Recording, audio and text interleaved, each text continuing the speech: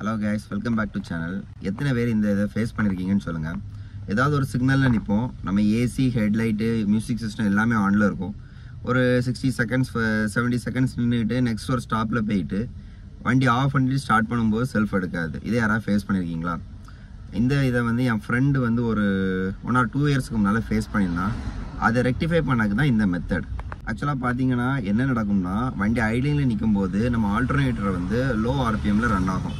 இந்த ஆல்டர்னேட்டரோட அவுட்புட் வந்து மினிமம் 12.5 ஐட்லிங்கில் வந்தால் தான், அதாவது வித் லோடு எல்லாம் ஹெட்லைட்டு ஏசி எல்லாம் ஆன் பண்ணி வச்சுருக்கும் போது வித் லோடில் 12.5 வந்தால் தான் நம்ம பேட்டரி சார்ஜ் ஆகுதுன்னு அர்த்தம். அதுக்கு கீழே போகும்போது நம்ம பேட்டரி ட்ரைன் ஆகுதுன்னு அர்த்தம். ஸோ இதுதான் ரீசன். நீங்கள் சிக்னல்லையோ இல்லைனா வேறு எங்கேயாவது ஒரு ஐட்லிங்கில் விட்டுக்கிட்டு எல்லா பவர் சிஸ்டம் ஆனில் இருக்கும்போது திரும்ப ஸ்டார்ட் ஆகாததுக்கு காரணமே இதுதான். ஸோ இது எதனால் நடக்குது பார்த்தீங்கன்னா, ஏசி போட்ட உடனே நம்ம இன்ஜினோட லோடு வந்து கூடும்போது இன்ஜினோட ஆர்பிஎம் வந்து கம்மியாகும். ஸோ இதுக்காக தான் என்ன செஞ்சிருப்போம்னா, ஒரு டயஃப்ராம் யூஸ் பண்ணுவோம். FICD கிட்டும்பாங்க, அந்த கிட் யூஸ் பண்ணுவோம். சில வண்டிகள் அது இருக்குது, சில வண்டிகள் அது இல்லை. ஸோ அதை தான் நான் இப்போ என்ன பண்ணுறேன்னா, எனக்கு அது வந்து ஜப்பானீஸ் ஹோஸ், இதில் வந்து இன்பில்டாகவே அந்த கிட் வராது. ஸோ அதை எப்படி ஃபிக்ஸ் பண்ணணும் அப்படிங்கிறத நம்ம பார்க்க போகிறோம். ஸோ இப்போ வெஹிக்கிளை ஜஸ்ட் ஸ்டார்ட் பண்ணி ஐட்லிங்கில் விட்டுருக்கேன். ஐட்லிங்கில் விட்டு லேசாக த்ராட் கொடுக்கும்போது பாருங்கள், இந்த வேல்யூ மாறுது பாருங்கள், வால்ட் வேல்யூ.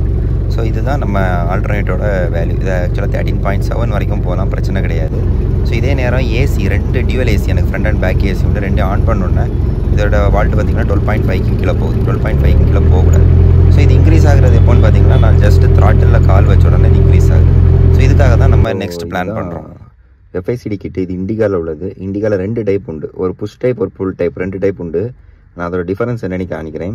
ஸோ இது வந்து என்ன செய்யும்னா, நம்ம ஃபியூல் இன்ஜெக்ஷனை கண்ட்ரோல் பண்ணக்கூடிய கிட். அதாவது ஏசி போட்ட உடனே நம்ம வெஹிக்கிளோட ஆர்பிஎத்தை இன்க்ரீஸ் பண்ணி கொடுக்கறதுக்காக யூஸ் பண்ணக்கூடிய கிட்டு. பட் இது வந்து பார்த்தீங்கன்னா ஒரு சின்ன மெக்கானிக்கல் கிட் தான். ஒரு வேக்கம் எடுத்து இதில் கொடுத்துருப்பாங்க. அது வந்து நம்மளுக்கு ஜஸ்ட் வந்து பெட்ரோல் பம்பில் இருக்க ஆக்சிலேட்டர் இதை ஒரு ஆக்சுவேட் பண்ணிவிடும். இது மோஸ்ட் காமன்லி பார்த்தீங்கன்னா இம்போர்ட்டட் இன்ஜின்ஸ், அதாவது G1, B1, C1, D1க்கு தான் மேக்ஸிமம் காமனாக யூஸ் பண்ணுவாங்க. பிகாஸ் HMSUஸில் அந்த FICD கிட்டுங்கிறது வந்து இன்பில்டாகவே இருக்கும். ஸோ இந்த FICD கிட்டோட பார்ட் நம்பர் வந்து இதில் மேலே மென்ஷன் பண்ணியிருக்கலாம், 279007100120. இதுதான் பார்ட் நம்பர்.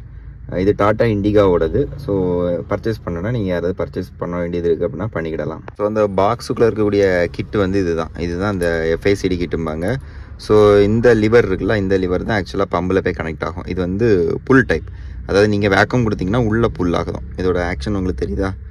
பார்த்தீங்கன்னா தெரியும், இன்னும் உள்ளே புல் ஆகுதா? ஸோ இதுதான் இதோட ஆக்ஷன். இதில் 2 டியூப் இருக்கும் பார்த்தீங்கன்னா. ஒன்று வந்து இந்த கிட்டோட பாட்டம், அதாவது ஹெட்டில் கனெக்ட் ஆகிருக்கும்.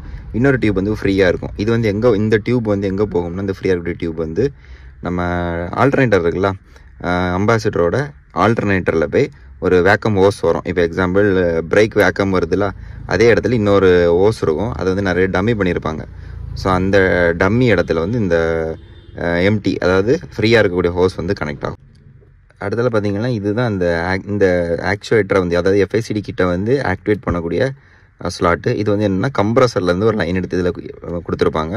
ஸோ நம்ம எப்போ ஏசி டேர்ன் ஆன் பண்ணுறோமோ அப்போ இந்த கிட் வந்து ஆக்டிவேட் ஆகும். ஸோ இது வந்து எக்ஸ்டெண்டட் போர்ஷன். இந்த எக்ஸ்டெண்டட் போர்ஷன் நம்மளுக்கு தேவைப்படாது அம்பாசிடருக்கு. ஸோ இதை ரிமூவ் பண்ணிக்கிட்டு இந்த இடத்த வந்து கரெக்டாக நம்ம வந்து அந்த பம்போட ஆக்சலரேஷனுக்குள்ள ஸ்லாட்டில் வந்து நம்ம லிங்க் பண்ணிட்டா போதும். இந்த FICD கிட்ட எப்படி வெஹிக்கிளில் ஃபிக்ஸ் பண்ணியிருக்கேன் அப்படிங்கிறத நெக்ஸ்ட் வீடியோவில் உங்களுக்கு ஷேர் பண்ணுறேன். தேங்க்யூ ஃபார் வாட்சிங்.